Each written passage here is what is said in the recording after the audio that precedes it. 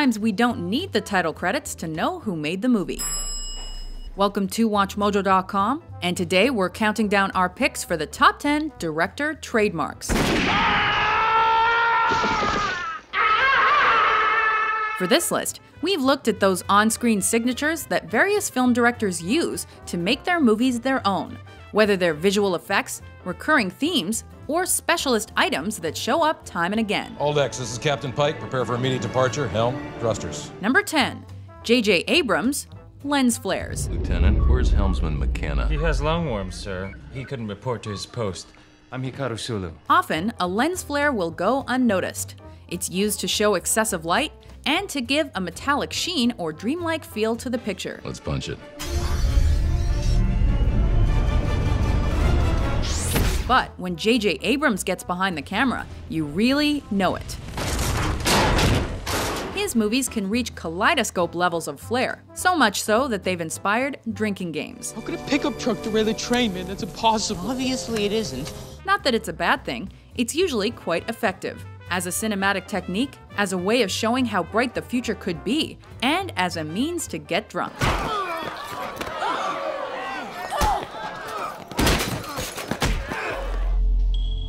Number 9. Stanley Kubrick, bathrooms. Hi, Joker. Kubrick is all about fundamentals. He's concerned with human character, human thought, and feeling. What better place to probe primal emotion than in the privacy of a bathroom? Perfect. Is my hair okay? It's great. These rooms see humankind at its most base and animalistic. But for Kubrick, it's about more than doing your daily business. He stages suicides, overdoses, and attempted murders on their tiled floors. He locks his characters away so that he can really open them up. Here's Johnny!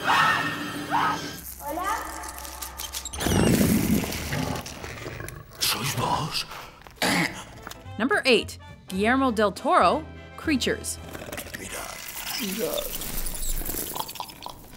For many, it's hard to make the monster flick look presentable. It can very easily turn into a papier-mâché fiasco. But for Del Toro, it's an art movement.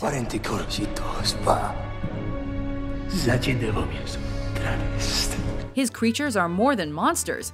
They're actual nightmares incarnate. I'm his death. From Nomak's gaping gash of a mouth in Blade 2, to Hellboy 2's Forest God, and the variously foul things in Pan's Labyrinth, this guy has a signature, and it's a scary one.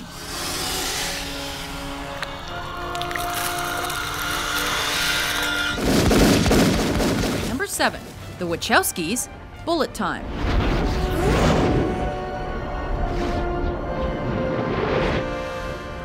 It's super slow motion, and it's super stylish. Bullet time is a visual technique that allows an audience to see things that would ordinarily happen too quickly for the human eye. You're too fast. Perhaps it's most famously used in the Matrix franchise, where time is distorted and blurred into an altogether new dimension. It has since become a staple feature to a Wachowski picture. And as far as trademarks go, this one is particularly beautiful.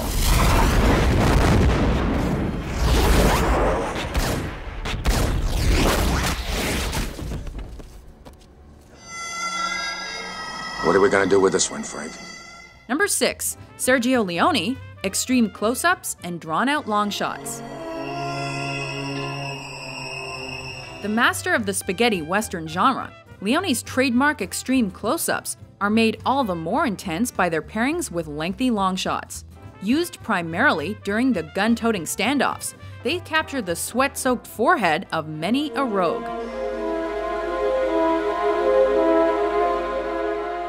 The cowboy's eyes are his poker face. They give nothing away.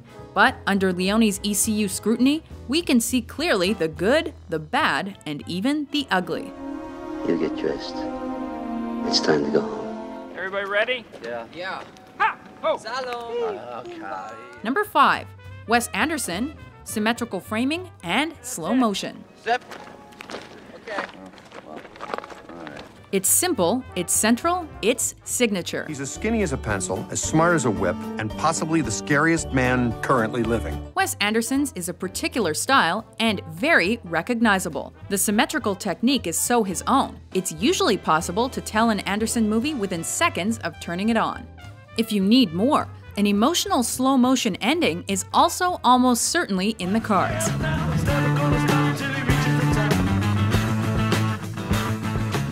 When symmetry or slow-mo aren't front and center, it's probably a dead dog. Or a cat. Anderson also has a fascination with killing off animals that appears quite hard to tame. Oh, no, that's dog's blood. But for now, he's somewhat ironically placed mid-table in 5th.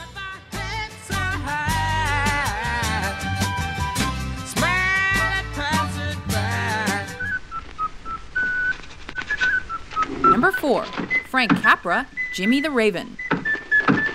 Whilst Anderson is killing animals, Frank Capra is bringing them very much to life. He was especially keen on one bird in particular, a raven named Jimmy. Go back to work, Jim. Go on, back to work. The avian actor starred in You Can't Take It With You, and every Capra movie thereafter. Often paired with a simplistic character, his most famous role came alongside the hapless Uncle Billy in It's a Wonderful Life. They got one condition, only one condition. What's that? And that's the best part of it. He's the brightest bird brain in all of Hollywood. Well, what do you do? Number 3, Alfred Hitchcock, personal cameos and blondes. Your friends call you John or Jack? Oh, John, mostly.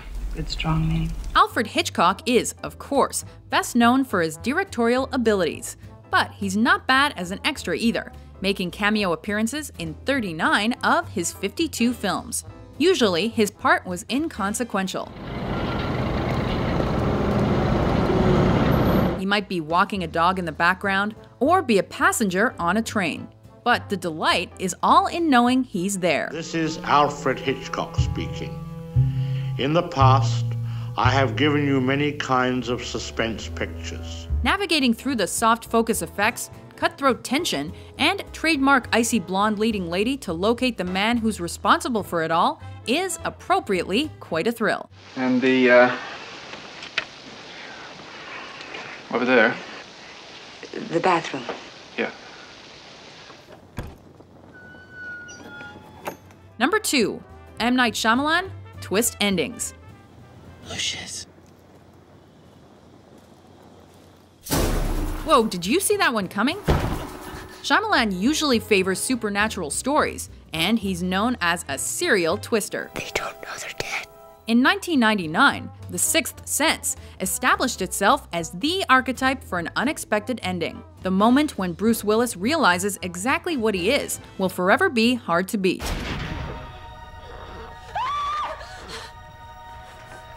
Shyamalan himself has tried, and mostly failed, to duplicate that success. Not be frightened. We just know now to expect the unexpected. When surprise is your signature, it gets very tricky. Where are you from? The woods. Before we unveil our top pick, here are a few honorable mentions.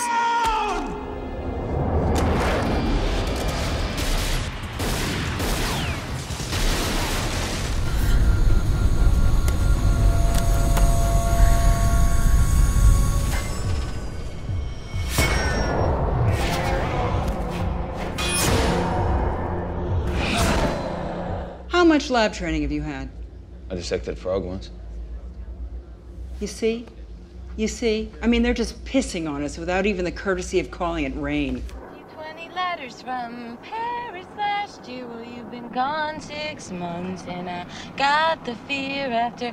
Don't you realize, man, that if Bonnie comes home and finds a dead body in her house, I'm gonna get divorced? Number 1, Quentin Tarantino, Tarantino's Shared Universe. And I don't want to get divorced. No one signatures their movies quite like this guy. Tarantino cameos. Got blood, man. Blood. He owns the hood and trunk shot. He fascinates over feet. Wiggle your big toe. Big Kahuna Burger is tasty. This is a tasty burger. Red Apple cigarettes are addictive. And Teriyaki donuts are sweet enough for Marcellus Wallace. Tarantino knows that small details can set you apart, so he takes genre movies, he rethinks them, and he litters them with personalized visual cues. It all comes together for some seriously cool cinema, and a place atop this podium. We should have shotguns. Do you agree with our list? Yes. Which filmmakers, Mark, have we missed? Be careful with that. You only want to take one drop. For more Trademark Top 10s published every day, be sure to subscribe to WatchMojo.com.